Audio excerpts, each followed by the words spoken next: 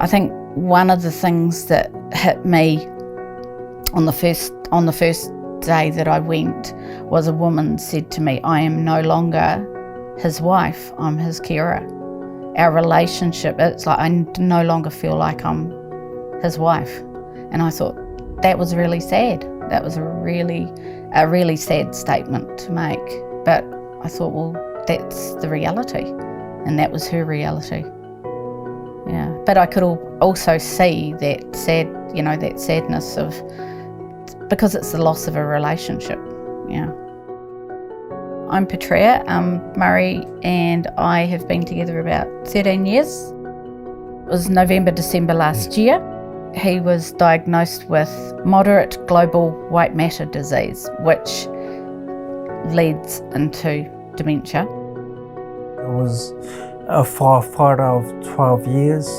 There was no indication that I was heading down a slippery slope. It just happened one night on shift at the fire station, and yeah, my life changed.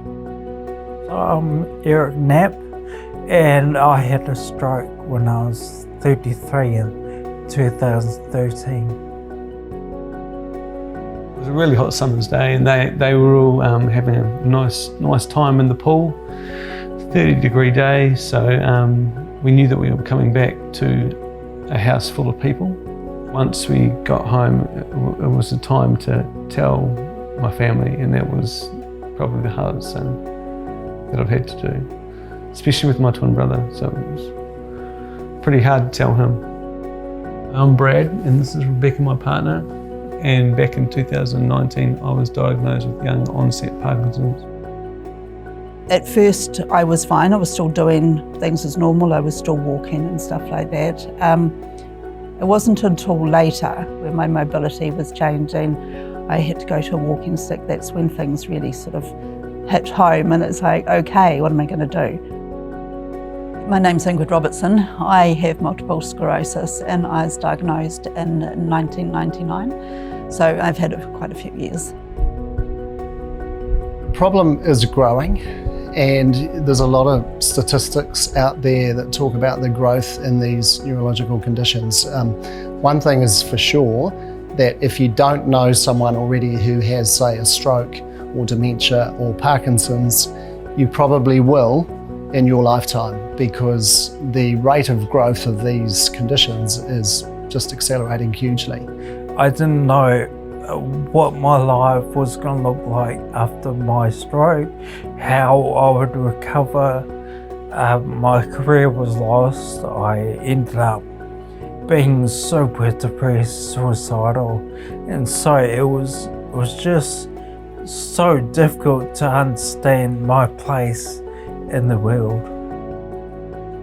So I kind of reprogrammed my mind to think in the moment, and with that I learned to just take the opportunities, and then it led me to a fantastic place, the BrainTree, where you flourish. One thing I've found tough is, because of my age, finding someone who is similar to me with this condition. So knowing that there is a centre that's just up and running is good, for the fact that I could meet like-minded people in a similar stage of progression, and going in and be able to sit down with people and just have a chat. You know, what works for you? Or going for a run early in the morning, or maybe at night after work, or and just understanding what they do that helps them, and then vice versa. I think BrainTree actually is creating the need to fill a void in the community, where right now you have a hospital, you have medical practices, and you have rest homes, but where BrainTree comes is sort of in the middle, where we fill a gap for the community that we serve, where people might be living with a condition in their own home, but they don't have a place to come together.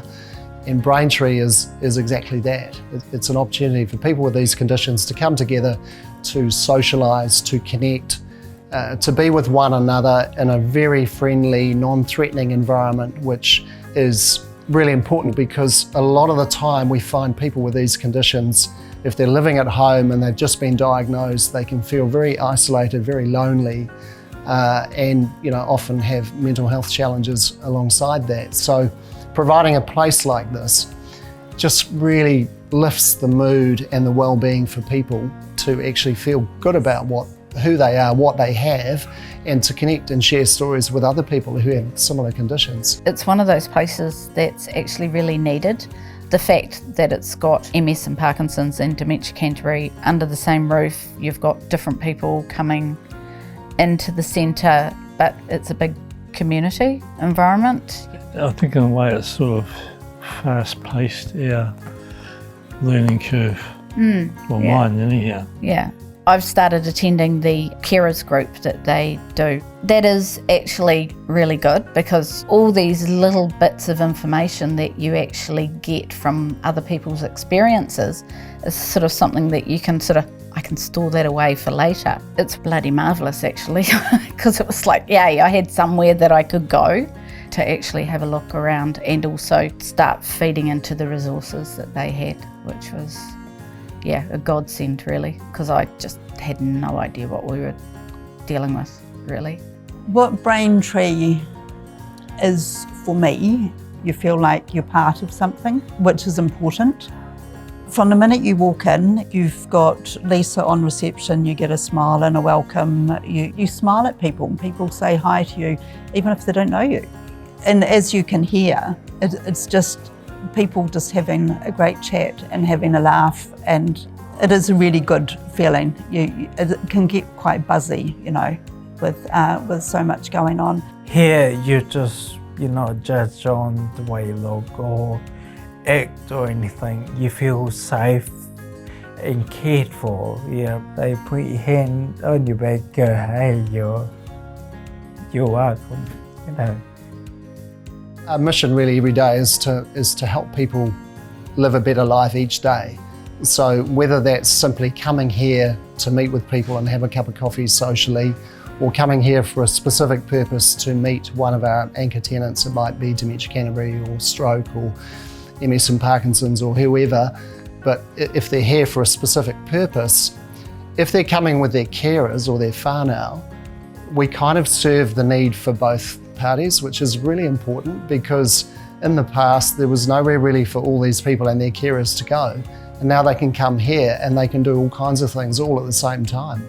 And we even have a retail shop here with a Spa Canterbury where you can also purchase items to help the people with these conditions. Most of the people behind me on the board are what we call our anchor donors, and they are largely the people or the organisations who have helped us create this centre to help these people, which is something we're really proud of. We went along for a keynote speaker, and some of the information coming through was world class. Some of the developments that have been made, it was just great to hear. So, that hope is a big thing, and hopefully the more we have these events, we can hopefully see some results coming through that will really help. Like for me personally, I don't want the rest of my life just to be this, humdrum being. I mean, yes, I'm your carer, but at this period of time, I am still well and truly your wife, and that's what we're a team, eh? It's an important feeling to just live your life and know that you can do a little bit more to make yourself magnificent again. Everyone knows someone that's had a stroke or a neurological disorder, and they know what those people go through. And so the BrainTree is the way forward. We've got to nurture this. We've got to get BrainTree all over New Zealand, all over the world, to help people that already have neurological disorders, but will help those that are starting their neurological disorder journey as well.